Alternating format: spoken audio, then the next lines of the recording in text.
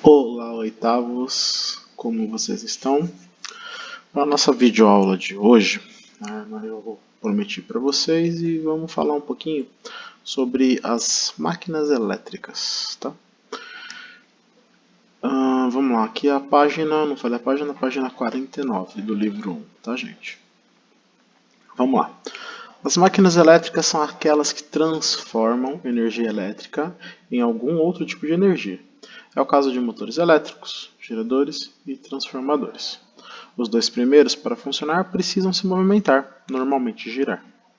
O principal fenômeno presente nesses dispositivos é a indução eletromagnética, que foi estudada durante este capítulo em experimentos e exemplos. Então vamos falar um pouquinho do que é um motor elétrico, tá? Os motores elétricos funcionam basicamente por meio da repulsão entre dois ímãs, um natural e um eletroímã. No material de apoio há uma proposta de construção de um motor elétrico didático que utilizaremos para explicar o seu funcionamento. Essa parte aqui, extremamente importante, eu já estou destacando aqui para vocês, tá? Esse parágrafo. Grifa ele, por favor. Um motor elétrico simples é constituído no mínimo, das seguintes partes: um ímã, uma fonte de energia elétrica, a pilha, no nosso caso, um enrolamento de fio esmaltado, uma espira ou uma bobina, e um apoio para o rolamento. Um detalhe importante é que o fio esmaltado deve ter uma camada de esmalte externa que seja isolante, impedindo que a corrente elétrica passe em um enrolamento para o outro na espira. Contudo, repare que se a camada é isolante, não há como passar a corrente elétrica de uma pilha para a espira, pois não há condução entre o fio e o suporte. Por isso, é preciso raspar o esmalte, permitindo a condução nesse contato.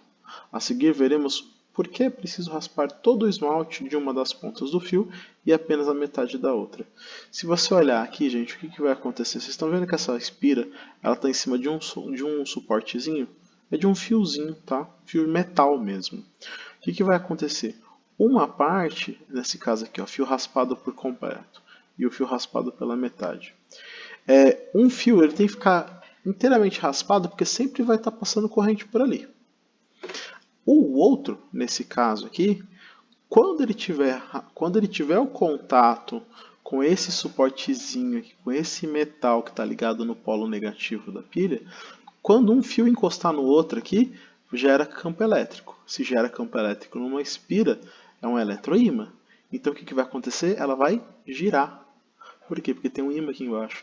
Lembra positivo e negativo, positivo com positivo? Lembra dessa história? Quando os polos são iguais, eles se repelem. Mas quando são diferentes, eles se atraem. Então o que vai acontecer? Por causa da alternação da corrente elétrica aqui dentro, passando do negativo para o positivo, o que vai acontecer? A espira gira. Por isso que só parte do fio está descascado. Por quê? A parte que está descascada passa energia. A espira ela vai dar uma inclinada para girar. Só que quando ela inclinar, encosta a parte que não está raspada para o contato. Então, por causa de gravidade, ela gira. Ok? Então vamos lá. Eu vou pular essa parte aqui porque eu já expliquei. Vamos olhar o exemplo aqui. É exatamente isso que eu comentei agora para vocês, quando eu expliquei mostrando aqui. Tá? A espira ela vai girando por causa da passagem da corrente elétrica. Ela é um eletroímã. Tá? Então todo motor elétrico funciona dessa forma. Tá? Vai passar a corrente uma hora, passa e para. E o motor vai começar a girar, ter essa variação de campo magnético. Essa variação de campo magnético gera o quê? Corrente elétrica. E aí se gera corrente elétrica, ela também está gerando movimento por causa da espira. E aí um carro consegue andar, por exemplo. Ok? Olha o caso de um gerador. Vamos olhar aqui direto para a imagem, vai ficar um pouco mais fácil. É interessante que vocês baixem o aplicativo do RA Positivo, escaneia essa página aqui, que ela vai mostrar isso aqui em funcionamento. É muito legal, tá? Olha a representação esquemática de um gerador elétrico. Lembra daquela minha indicação do filme O Menino que Descobriu o Vento? É basicamente isso que está acontecendo aqui. Vocês estão vendo que tem uma fonte de movimento? essa fonte de movimento ela vai começar a ficar em contato por onde está passando a corrente elétrica. A espira, no meio de um campo magnético, ela gerava energia, lembra disso?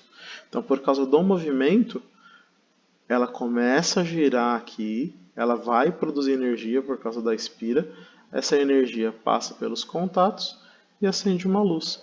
Então, um gerador é ele que vai pegar um movimento cinético, um movimento físico, e transformar esse movimento físico em corrente elétrica.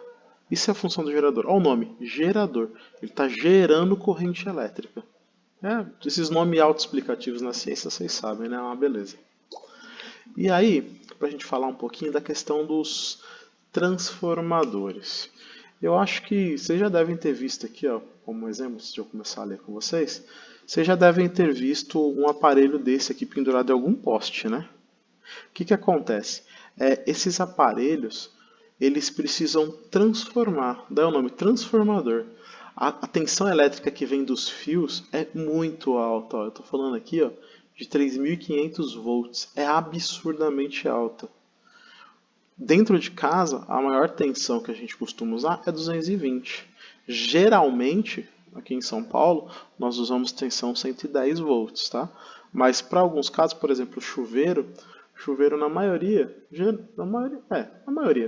eles são 220 volts. Não é que não exista chuveiro 110, existe, tá?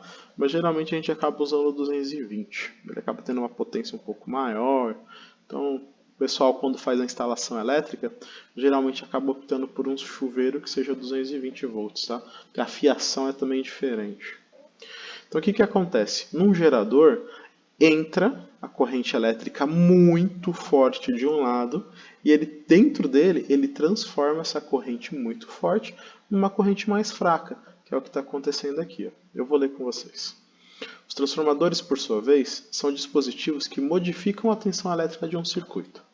Transformam, por exemplo, uma tensão de 3.500 volts em 220. Transformar tensões é especialmente útil para transportar a energia elétrica a grandes distâncias. Isto porque quanto maior a tensão, menor é a intensidade da corrente elétrica que passa pelo fio. Em virtude do efeito Joule, que transforma a energia elétrica em calor, grandes correntes implicam em grande perda de calor. Assim, a transmissão da energia elétrica de redes de alta tensão minimiza as perdas decorrentes do efeito Joule. Ou seja, está passando tanta tensão ali dentro que vai perder energia, vai transformar uma parte em calor, não tem jeito, tá? Só que a voltagem é tão absurda, é tão alta, que mesmo com essa perda de energia, ainda chega o suficiente para alimentar as residências, ok? Um transformador é composto de dois enrolamentos independentes em torno de um núcleo tipicamente de ferro. O enrolamento primário, P, e o secundário, S. Cada enrolamento tem um número diferente de voltas. É possível estabelecer uma relação matemática entre a quantidade de voltas em cada enrolamento e a tensão no circuito. Então, o que acontece aqui? Olha essa fórmula. O NP é o número de voltas do enrolamento primário. Então, o número de voltas do primário. NS, que está aqui embaixo, é o número de voltas do enrolamento secundário. O P é a tensão no circuito primário e o S é a tensão no circuito secundário. Então, a tensão primária, NP, ela é igual, ela é proporcional, não é que ela é igual, ela é proporcional à tensão do circuito primária. Então, os dois aqui são proporcionais. E os dois de baixo também, por isso que a gente consegue fazer essa relação matemática, ok? Então, o que acontece? Ó? Vamos olhar aqui o exemplo, é o jeito mais fácil de entender. Okay? Se a corrente elétrica chegar à bobina com mais voltas, o transformador reduz a tensão. Se a corrente elétrica chegar à bobina com menos voltas, o transformador aumenta a tensão. O que acontece? Vocês estão vendo que a energia está entrando aqui? Se a energia está entrando por esse lado, ela está entrando muito forte. Vocês estão vendo que a bobina aqui é bem grande? Se a bobina é grande desse lado e o movimento está vindo para cá, ó, setinha de entrada, setinha de saída. Se a energia está entrando por aqui e essa é a bobina maior, ela vai diminuir a tensão. Então, digamos que aqui seja os 3.500 volts. Por causa desse monte de voltinha aqui na bobina, ele diminui e acaba saindo do outro lado, como 220, por exemplo. Se essas setinhas verdes estivessem invertidas, aí que vai ser o processo inverso, ela está invertida. Então, se aqui entra 220, dependendo do número de voltas aqui da sua bobina, você vai ter uma tensão saindo. Então, invertendo, se aqui entra 220, aqui sairia 3.500. Então a gente consegue usar essas bobinas, esses enroladinhos, né, as bobinas, para transformar o valor da corrente elétrica. Tá? Então, o que o transformador vai fazer? Isso que eu falei. Pega um valor muito alto da tensão, que está vindo no fio de alta tensão, ao nome, e transforma numa voltagem que é menor. Para quê? Para conseguir mandar para as nossas casas e a gente conseguir usar a eletricidade da forma correta. Ah, professor, mas se, por exemplo, e se eu ligo, digamos que o meu chuveiro é 220, aí eu liguei ele no 110, vai funcionar? Pode ser que funcione, só que como ele está com a metade da voltagem necessária, ele não vai esquentar direito. Vai ficar praticamente frio. Então perde a função do chuveiro. Né? Professor, mas se fosse o inverso? Meu chuveiro é 110, aí eu liguei ele no 220. Parabéns, estoura o chuveiro. Tem uma resistência dentro dele, a gente já falou disso em sala, lembram disso? A tensão que vai passar ali dentro do filamento é tão grande que estoura a resistência e o chuveiro queima, que é quando a gente fala que o chuveiro queima. Passou muita carga ali dentro, o chuveiro queimou e aí ele não funciona. Então, todo equipamento elétrico, você precisa verificar qual é a tensão de funcionamento. Geralmente, o que acontece? Se um equipamento ele é bivolt, você pode escolher se ele funciona no 110 ou no 220. Se ele é bivolt, se ele não é automático, ele tem uma chavinha que você muda atrás dele e aí você seleciona. Vou colocar no 220, então seleciona 220. Aí você liga no 220 e ele funciona sem problema.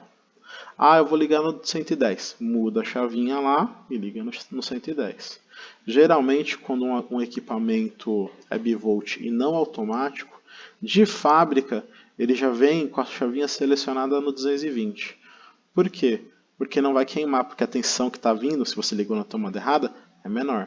Mas se fosse o inverso, se ele tivesse com a chavinha ligada no 110 e você não se tocou disso e ligou na tomada 220, você ia queimar. Okay? Por exemplo, o carregador de celular. Ele é bivolt. Você pode ligar o seu carregador, geralmente, tá? A grande maioria dos carregadores são bivolts. Tem exceções de alguns bem antigos que não são. O que acontece? O carregador ele é bivolt. Então, por exemplo, aqui em São Paulo, se você carrega na sua energia em casa, você carrega no 110. Mas aí você foi para a praia e lá naquela cidade é só 220 que eles usam. Não tem problema, é só você colocar o carregador da mesma forma.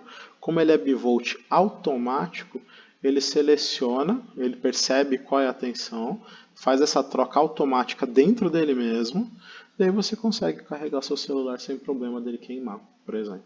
Ok? Pessoal, para a nossa próxima aula, na semana que vem, vocês vão fazer para mim os exercícios da página 51, ok? Só uma paginazinha, certo?